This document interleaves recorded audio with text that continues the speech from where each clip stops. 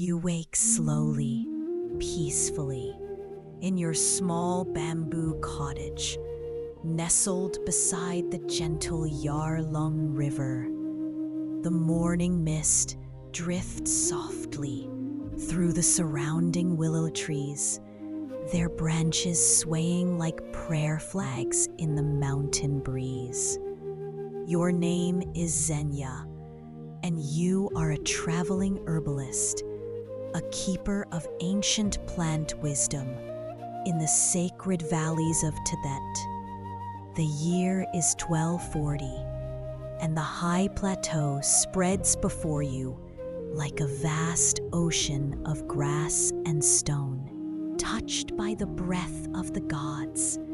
The walls of your cottage are woven from mountain bamboo, harvested from the protected groves that grow in the sheltered valleys below. This bamboo is sacred, blessed by the mountain spirits, and used only for the homes of healers and those who serve the Dharma. You stretch gently beneath your yak wool blanket, feeling the soft warmth that has kept you comfortable through the cool mountain night. The wool was spun by the nomad women who follow the ancient paths across the high grasslands with their herds of yaks and sheep. The morning air carries the scent of juniper incense burning on distant altars and the sweet fragrance of wild roses that bloom along the riverbank. These mountain roses, the floor is covered with thick felted carpets woven from yak hair in patterns that tell the stories of your people. The geometric designs represent the endless knot, the wheel of Dharma, and the 8 auspicious symbols that bring good fortune to all who dwell here. Along the eastern wall, cedar wood shelves hold your collection of handmade clay cups, each one formed by the potters of Lhasa and blessed by the monks of Sera Monastery. The clay comes from the sacred banks of the Kichu River, where the earth itself is said to contain the essence of compassion. The cups are glazed in soft earth tones, blues like the morning sky, greens like the summer valleys, and browns like the fertile soil where the barley grows.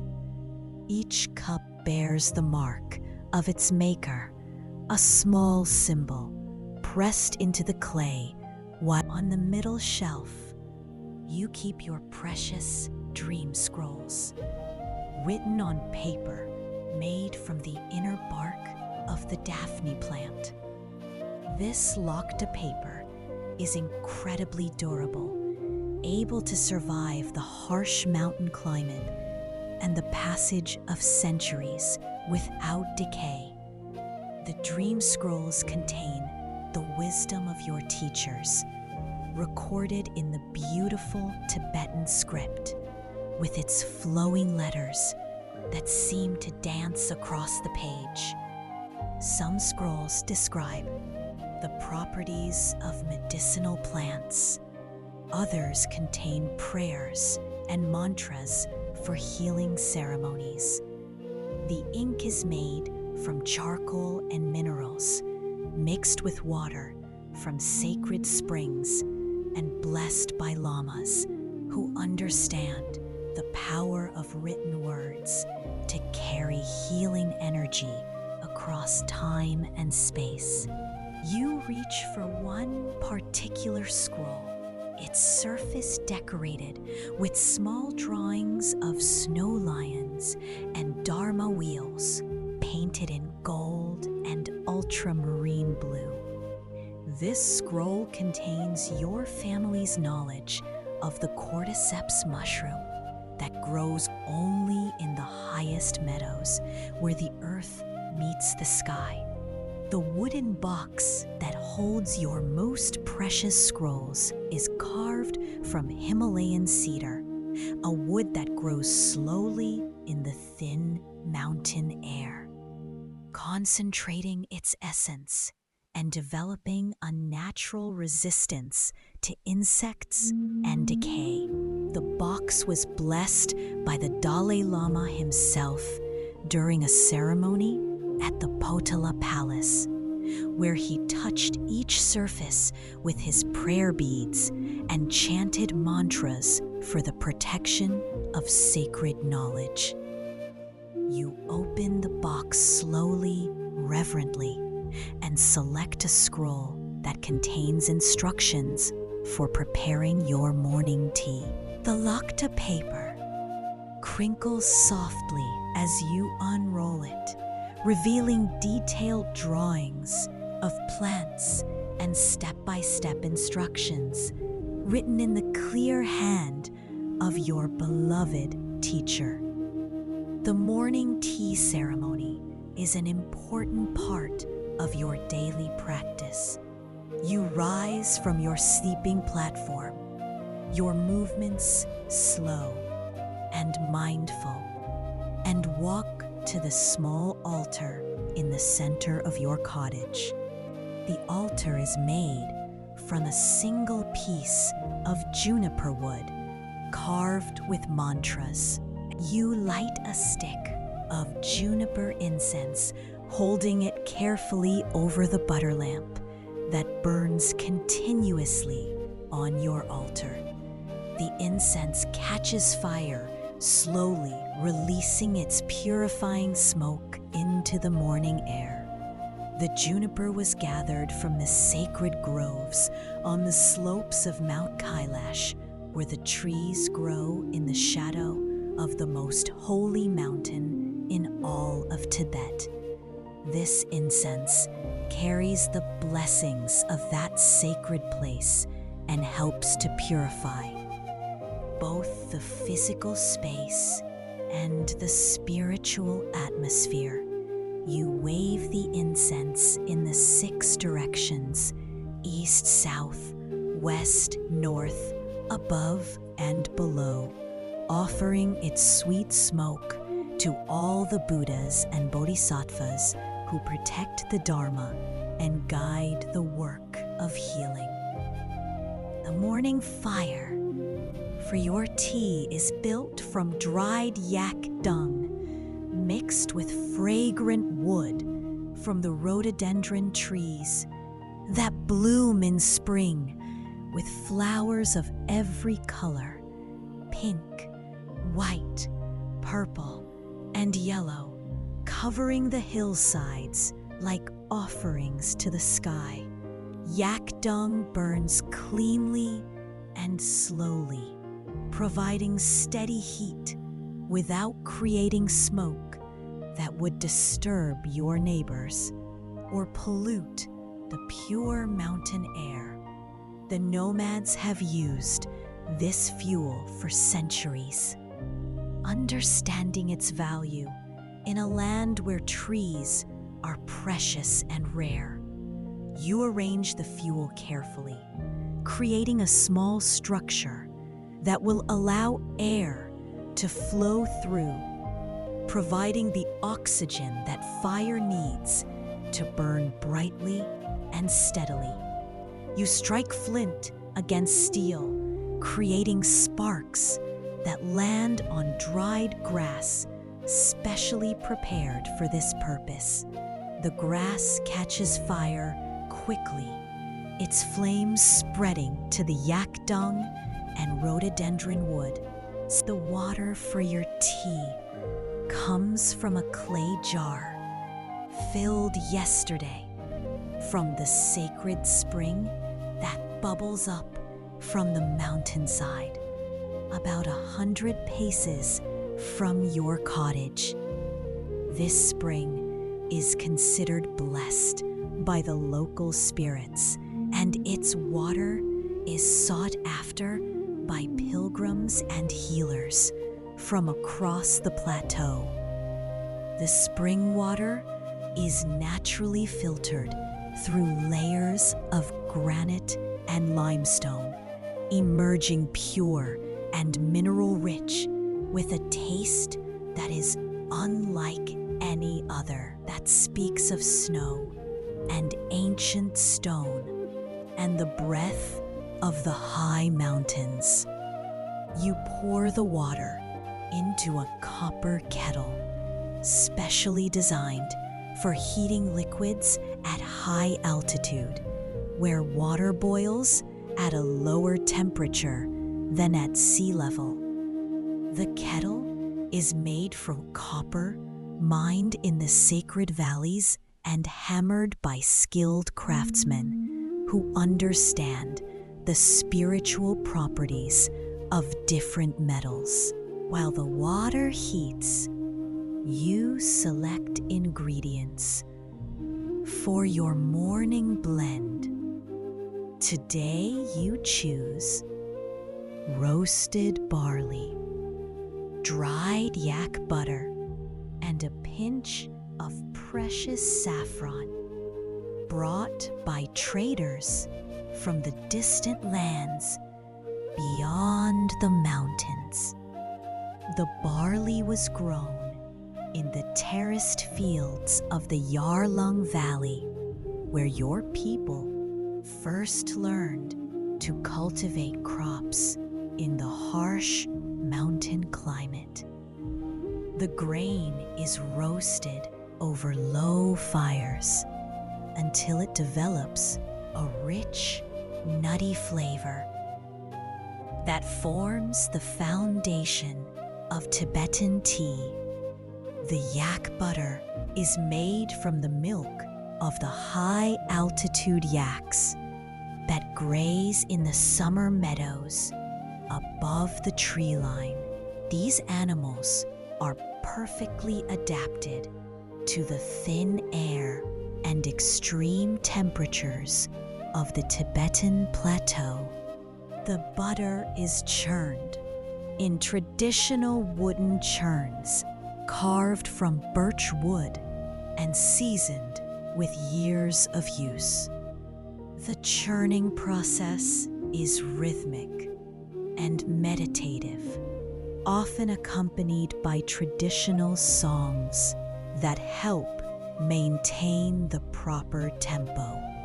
The saffron is incredibly precious, worth more than its weight in gold, and traded along the ancient Silk Road that connects Tibet to the distant lands of Persia and Kashmir.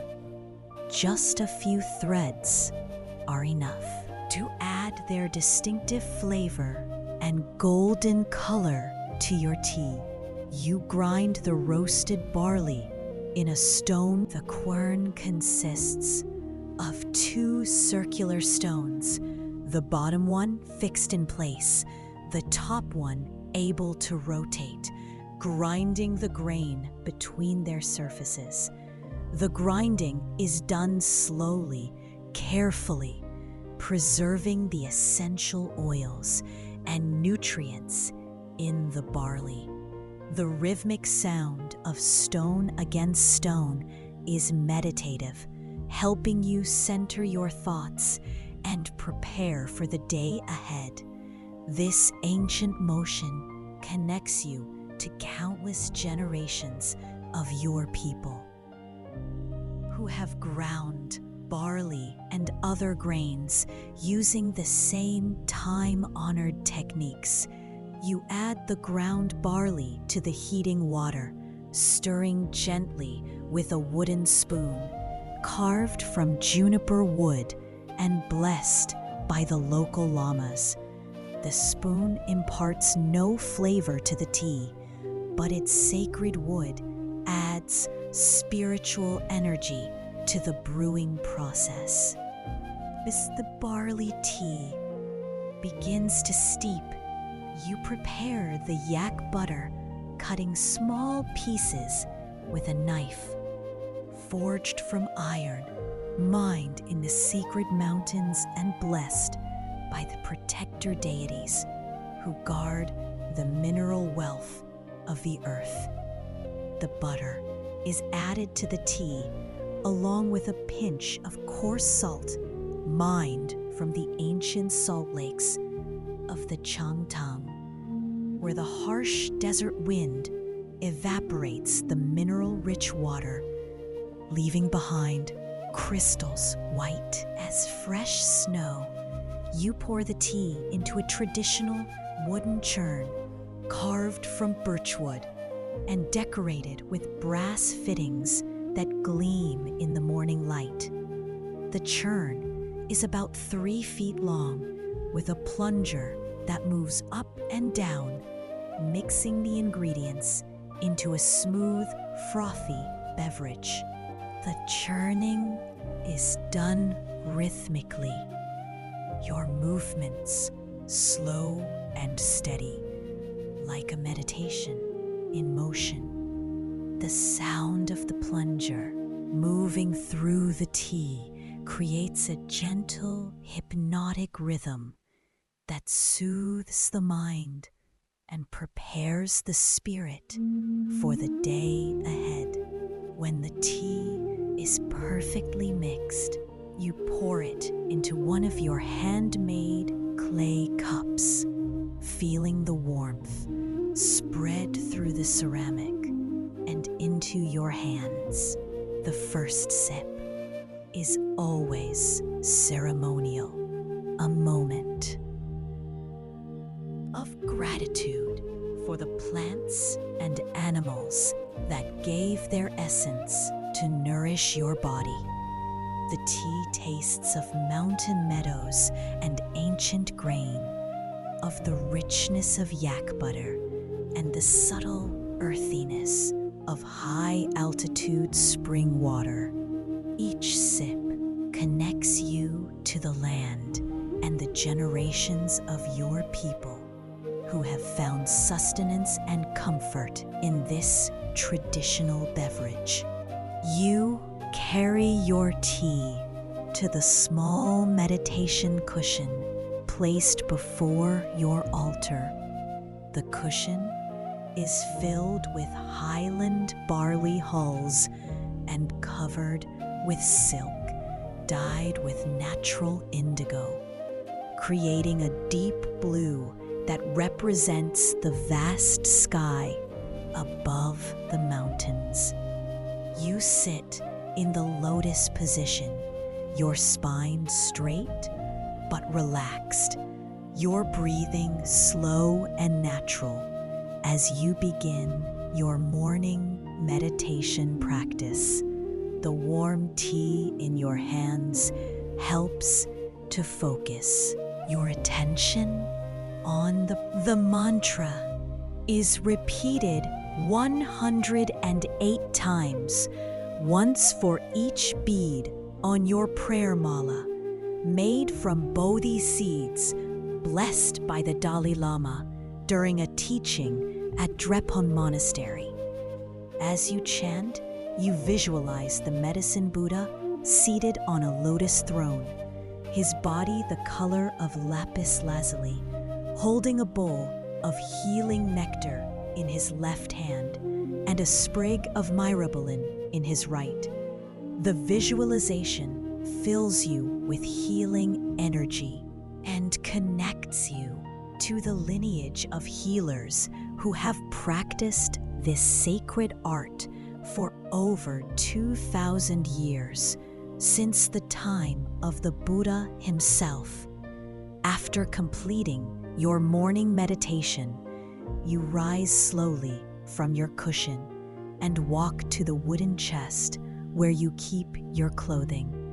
The chest is made from Himalayan cedar, carved with protective mantras and decorated with traditional Tibetan motifs. You select your daily chuba, a traditional Tibetan robe woven from yak wool and dyed with natural colors extracted from mountain plants.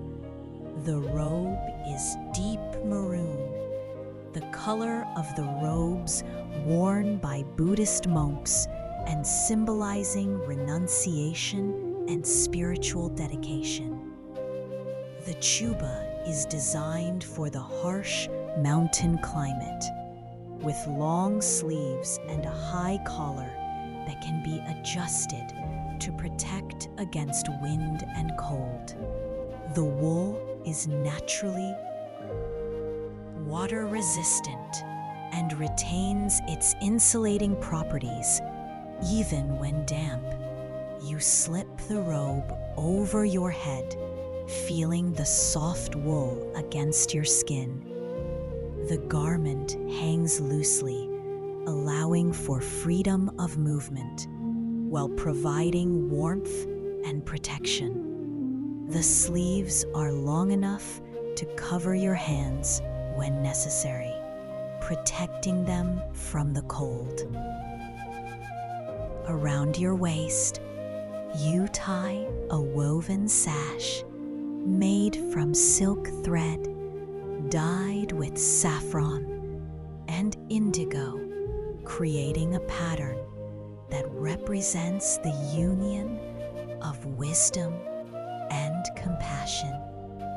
The sash not only holds your robe in place, but also provides attachment points for the small pouches and tools you carry. One pouch contains your collection of precious stones used for healing ceremonies and meditation practices. The stones include turquoise from the sacred mines of Dirge, coral from the distant seas, and amber containing ancient insects preserved for millions of years. Another pouch holds your supply of blessed pills made from rare herbs and blessed substances, including relics from great masters and water from sacred lakes high in the mountains. You attach a water bowl to your sash, carved from a single piece of rhinoceros horn and used for making offerings to the spirits of the places you visit. The horn is considered sacred and is used only by those who have received special empowerments from qualified masters. Your feet are protected by traditional Tibetan boots made from yak leather and lined with sheep's wool. The boots are designed for walking on rocky terrain and in snow, with thick soles that provide insulation from the cold ground. The boots reach almost to your knees and are secured with leather straps that wrap around your legs in a traditional pattern. The leather is treated with yak butter and other natural substances that make it waterproof and flexible. You braid your long black hair, weaving in small pieces of turquoise and coral that serve both as decoration and as protective amulets. The stones are believed to ward off negative influences and to enhance spiritual powers. Your hair ornaments also include small silver bells that create a gentle tinkling sound as you move. These bells are not merely decorative, but serve to alert spirits and wild animals to your presence, helping to prevent misunderstandings or conflicts. Before leaving your cottage, you perform a final ritual of protection and blessing. You light another stick of juniper incense and walk clockwise around the interior of your home, blessing each corner and asking the protective spirits to watch over your dwelling while you are away. You place a small offering of barley grains and dried flowers on your altar, thanking the deities for their protection and guidance. The offering is made with genuine gratitude and devotion, understanding that all healing power comes from sources beyond human understanding. At the door, you pause and recite a traditional prayer for safe travel, asking the spirits of the roads and paths to clear obstacles and grant protection from dangers both seen and unseen. You open the wooden door slowly, feeling the cool mountain air flow into your cottage. The door is made from juniper planks held together with wooden pegs and leather hinges that have been blessed by the local monastery. The morning is fully awakened now, and the valley is alive with the sounds of beginning day. You can hear the distant chanting of monks at the monastery, their voices carrying across the water like divine music. You step outside, feeling the wooden threshold beneath your feet. The threshold is carved with protective mantras and symbols that ward off negative influences and ensure that only beneficial energies enter your home. The morning mist still clings to the river, creating a mystical atmosphere that seems to exist between the physical world and the realm of spirits. You breathe deeply, feeling the pure mountain air fill your lungs with life-giving oxygen. The grass around your cottage is covered with dew that sparkles like diamonds in the early sunlight. Each drop of water catches the light and reflects it back, creating tiny rainbows that dance and shimmer with every gentle breeze. You walk slowly across the grass, feeling the moisture seep through your boots and the soft earth yield beneath your feet. The sensation connects you to the living earth and reminds you of your responsibility as a healer to maintain harmony between human needs and natural balance. The path to the ancient temple winds through stands of willow trees, their branches heavy with morning dew, and their leaves rustling softly in the mountain breeze. These trees are considered sacred and are protected by local taboos that prevent them from being cut or damaged. As you walk, you can hear the gentle flow of the Yarlung River, its waters carrying the melted snow from the high peaks down to the valleys, where it nourishes the crops and provides life-giving water for all living things. The sound of flowing water is deeply soothing, creating a natural meditation that helps to quiet the mind and open the heart to the wisdom of the natural world. You pause occasionally to listen more carefully to the river's ancient song. Small birds begin their morning chorus, their voices joining in complex harmonies that seem to celebrate the arrival of another day. You recognize the calls of several species: snowfinches, rosefinches, and the distinctive song of the Tibetan lark.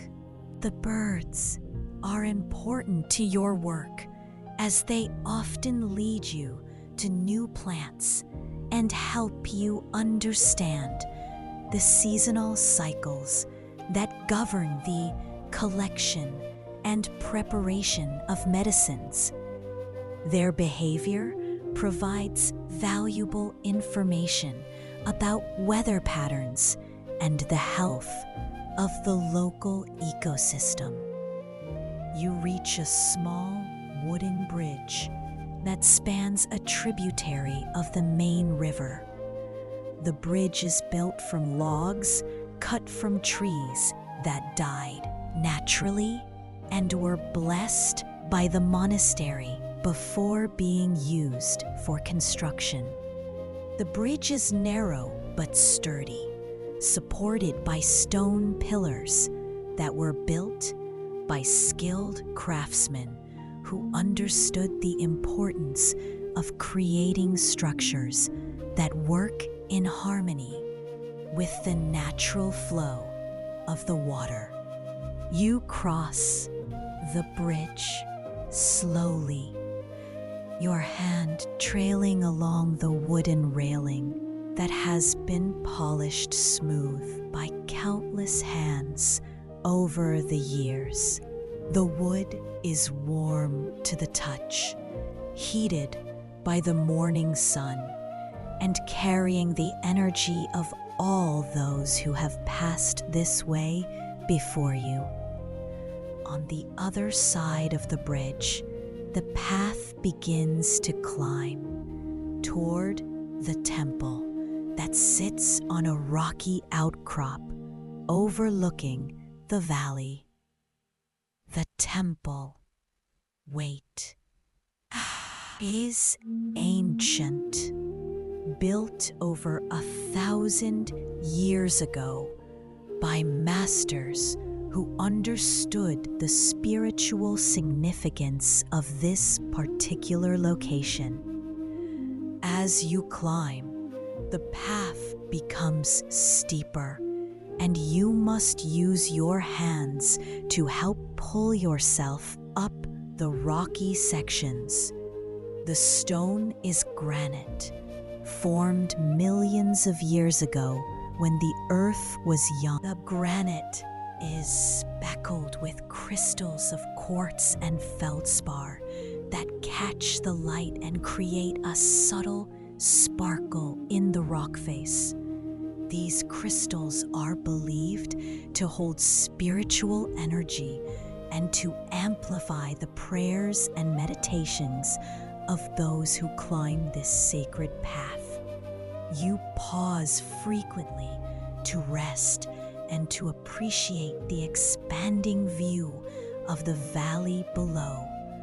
With each step higher, you can see more of the landscape, the winding river, the patchwork of fields, and the distant mountains rising like sleeping giants against the blue sky. The morning sun is climbing higher now, and its rays slant across the valley, creating patterns of light and shadow that constantly change and shift as clouds move across the sky. The interplay of light and darkness reminds you of the fundamental dualities that govern all existence.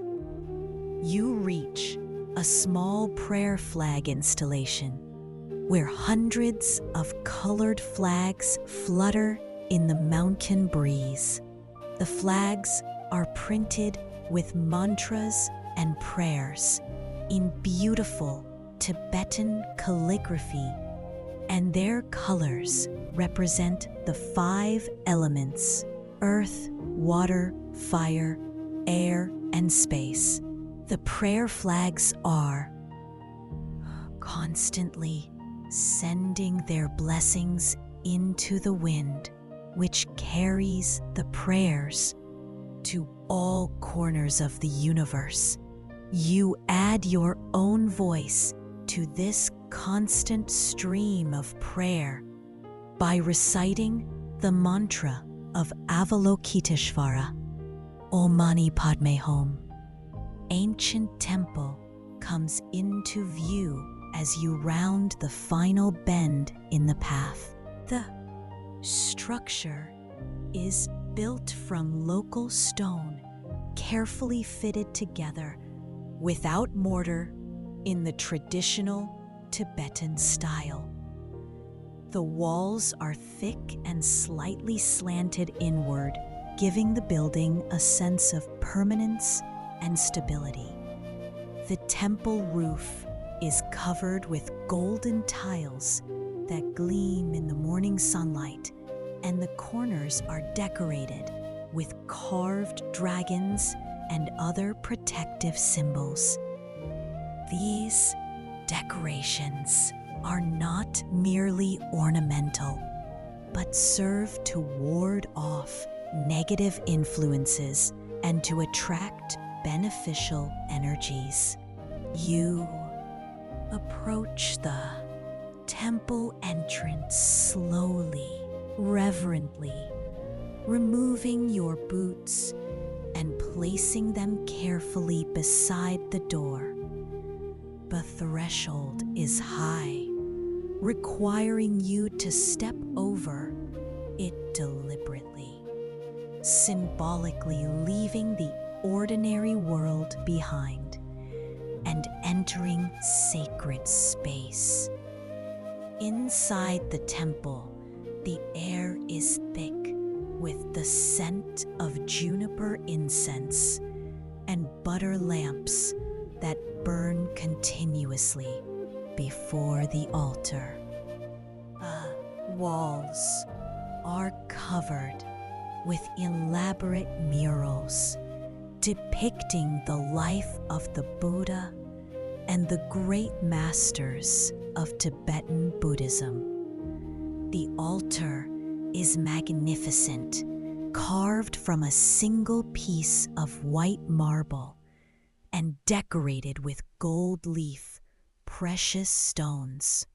Upon the altar sits a large statue of the medicine Buddha, his face serene and compassionate, his hands in the mudra of healing.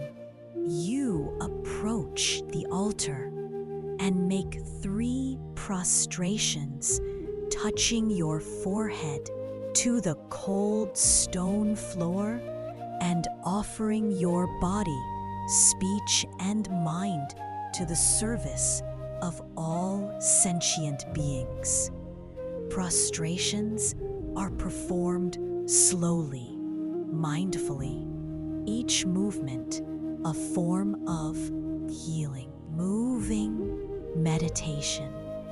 You place an offering of white silk scarves on the altar, along with a small amount of gold dust that you carry for special occasions. The offerings are made with pure motivation, seeking not. You light a butter lamp from the flame of another lamp that has been burning continuously for over 300 years, represents the light of wisdom that dispels the darkness of ignorance and suffering. The butter for the lamp is made from yak milk and has been blessed by the monastery's most senior lamas. The flame burns with a steady golden light that seems to emanate peace and tranquility. You sit in meditation position before the altar and begin to recite the long version of the Medicine Buddha mantra, allowing the sacred syllables to flow through your consciousness like a gentle stream of healing energy. As you meditate, your mind becomes increasingly calm and clear, like a mountain lake on a windless day.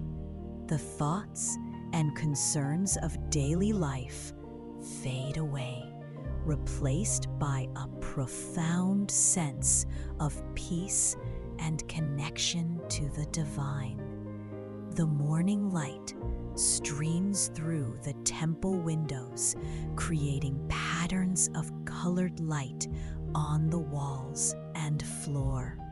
The light seems to dance and shift like living energy, filling the sacred space with warmth and blessing. You remain in meditation for about an hour, allowing the healing energy of the Medicine Buddha to flow through your body. When you feel ready, you slowly open your eyes and bow once more to the altar, expressing your gratitude for the blessings you have received. You rise slowly from your meditation cushion, feeling refreshed and centered. You walk slowly around the interior of the temple, examining the ancient murals and statues, each one a masterpiece of spiritual art created by artists who understood the deeper meanings of the images they created. One mural depicts the Medicine Buddha surrounded by the 8 Medicine Buddhas, each one specializing in different aspects of healing. Another shows the great physician Javaka, who was the Buddha's own doctor and the founder of the medical traditions that you still follow today. You spend time contemplating each image, understanding that these are not merely decorative, but serve as supports for meditation and as reminders of the ideals that guide your practice. The temple also contains a small library with ancient texts on medicine and healing, written on palm leaves and paper made from the bark of the Daphne tree. These texts contain the accumulated wisdom of centuries of healers and physicians. You select one text that describes the properties of plants and grow at high altitude. You are calling to it Text 1, that describes the energetic properties of different plants. their tastes, their effects on the body's energy channels, and their appropriate uses in different conditions. You take notes in your own journal using a reed pen and ink made from charcoal and plant extracts. Your handwriting is careful and precise, each character formed with the attention and respect due to sacred knowledge.